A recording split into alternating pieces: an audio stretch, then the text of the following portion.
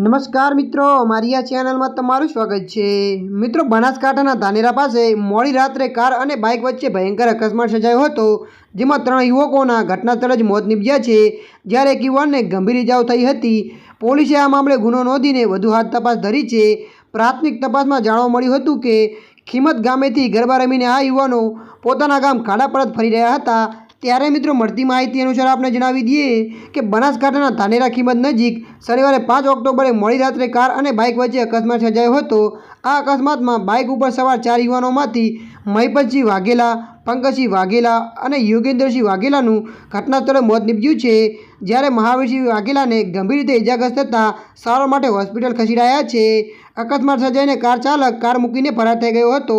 આ ઘટનાની જાણ થતાં જ પોલીસ ઘટના સ્થળે પહોંચી હતી અને તપાસ હાથ ધરી છે। ત્યારે મિત્રો, હાલ માટે આટલું। મળીશું નવી અપડેટ સાથે। જો વિડીયો તમને પસંદ આવે, લાઇક, શેર અને સબસ્ક્રાઈબ કરી નાખજો। ધન્યવાદ।